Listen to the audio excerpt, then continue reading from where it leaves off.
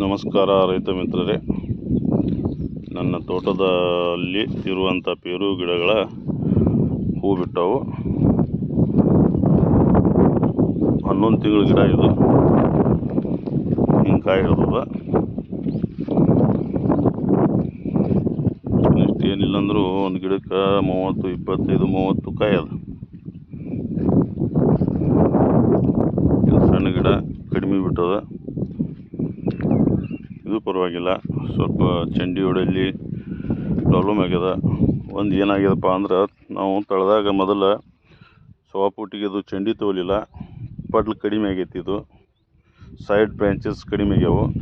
ಹೀಗಾಗಿ ಹೂ ಕಡಿಮೆ ಪ್ರಮಾಣದಾಗ ಬಂದಾವ ನೋಡ್ರಿ. ಇದು ಬ್ರ್ಯಾಂಚಸ್ ಚಲೋ ಬಂದದ. ಇದು ನೋಡ್ರಿ, ಇದು ಹೂ ಅದ ಎಲ್ಲ ಸರಿಯಾಗ್ಯದ. ಇದು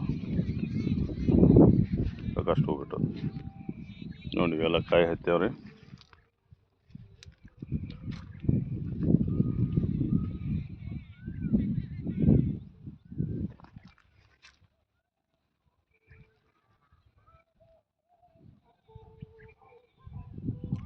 ಹೂ ಚಲೋ ಅದ, ಏನೂ ಪ್ರಾಬ್ಲಮ್ ಇಲ್ಲ. ಎಲ್ಲ ಆರ್ಗ್ಯಾನಿಕ್ ಬೇಸ್ ಮಾಡತ್ತಿದ್ದೀವಿ.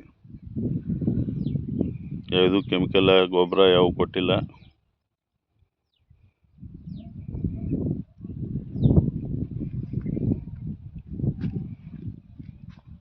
ಎಲ್ಲ ಹೂ ಇರ್ತಾವೆ.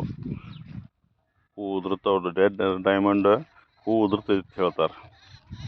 ನಮಗೇನು ಹಂಗೆ ಅನಿಸಿಲ್ಲ. ಹೂ ಉದುರೋದು ನಿಂತದ, ಎಲ್ಲ ಸರಿಯಾಗಿ ನಿಂತದ. 1, 2 ಎಲ್ಲರೂ ಉದುರಿರ್ತಾವೆ. ಇಲ್ಲೊಂದು ಉದುರೈತೆ ನೋಡ್ರಿ.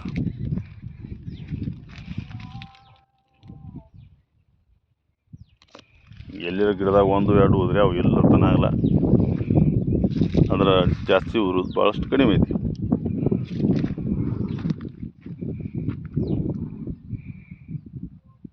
ನಮಸ್ಕಾರ ರೈತ ಬಾಂಧವರಿಗೆ.